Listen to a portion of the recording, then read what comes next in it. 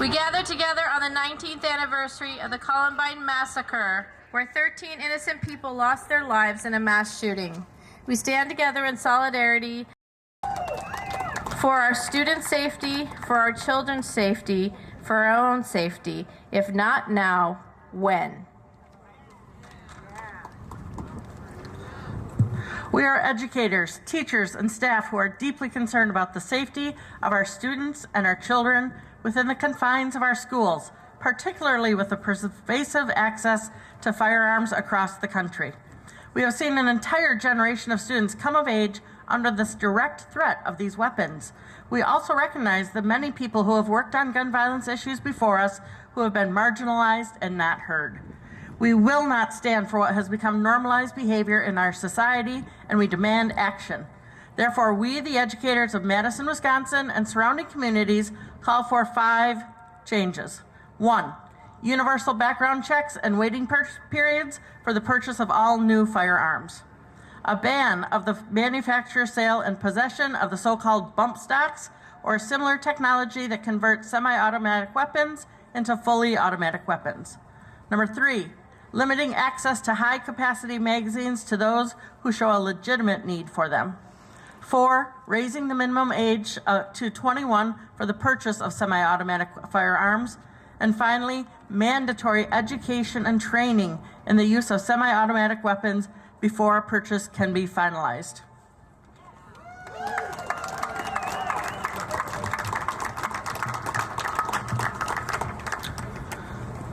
We are here to amplify our students' voices and actions regarding gun safety reform. The students broke the cycle of complacency, and we must continue their fight. Gun safety reform is not a new issue, but is a newly uplifted one. We are here today speaking from a platform with privilege, and we must recognize the past and current activism that has been dismissed, disregarded, and dismantled, especially that of people in large urban centers and communities of color. Gun safety reform is necessary for our classrooms, shopping malls, nightclubs, sidewalks, movie theaters. Gun safety reform is necessary for our lives. The students have led us, teachers and educators, to show up time and time again. The students let us now. We have a call as adults to start acting as leaders and civically engaged community members to demand action on gun safety reform. Rachel Scott, Daniel Robow, Dave Sanders, Kyle Velasquez, Stephen Kernow, Cassie Bernal, Isaiah Scholes, Matthew Ketchter, Laura Townsend, John Tomlin, Kelly Fleming, Daniel Mauser, and Corey DePuter.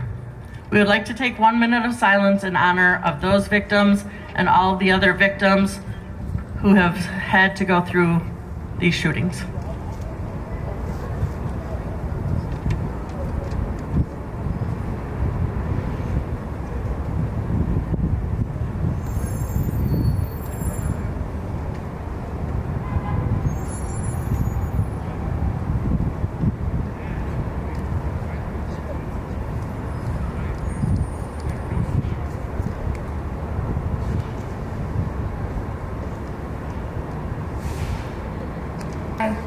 My name is Anne Motoviloff, and I am a junior at Madison East High School.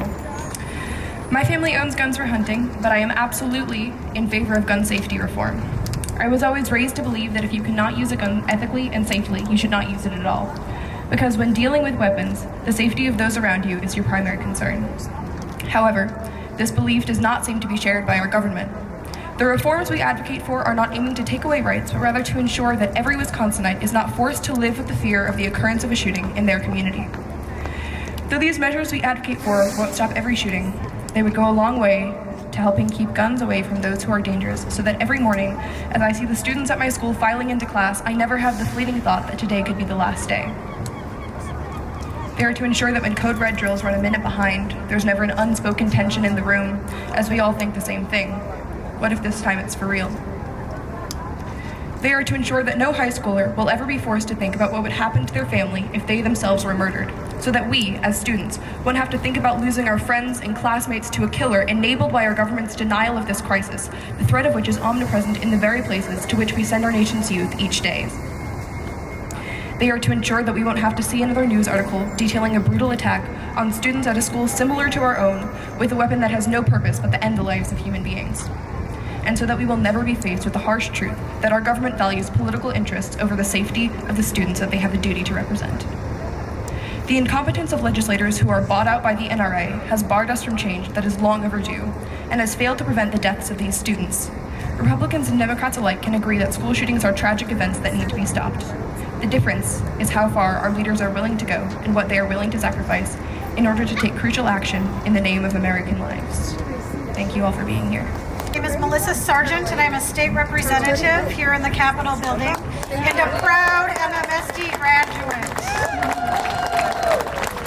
I'm also the mom of 4 kids that have gone through them and continue to go through the Madison Public Schools. And every one of my children has grown up in a reality of doing a code red drill a number of times a year. And my 8-year-old, who's in 2nd grade right now, is having a hard time sleeping because he keeps waking up and believing that someone is going to come in and shoot him, and shoot his teachers, and shoot his friends. And we have colleagues in this building that talk about early childhood trauma, and they seem to want to focus on superficial realities. But this is what is causing early childhood trauma in our children's lives.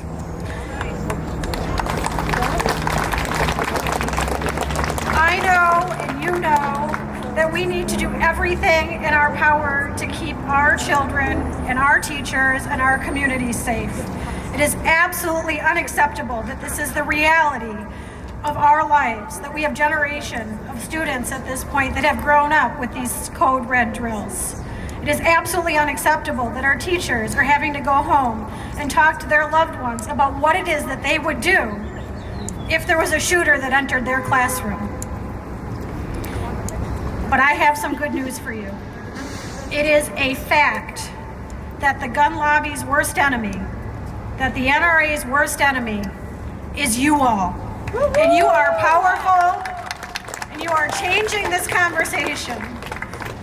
And we have seen the momentum and the wins in this building and the wins across our nation and our state change because of brave teachers and brave students just like you. The momentum is on our side. It is on our side because, quite frankly, this is a public health crisis, and our society knows that we need to be standing up and doing everything that we can to address this public health crisis. And we also know that this is not an unavoidable fact, that this does not need to be our new normal, and that we can and that we must do better for each of you, for your families, and for our children. Because no one deserves to be murdered in a school. And it is a reality that people are being murdered and are afraid of being murdered in our schools. We need to call it as it is. And I know that there is not just one solution to this problem, and that there are many solutions to the problem. And it's going to take sticky, deliberative, painful conversations in order to pull us across this finish line. But I also know, because I was taught by fabulous Madison Metropolitan school teachers, that democracy is participatory, and that when we stand up and raise up, we are heard. When we link our arms, we make change, and change is happening.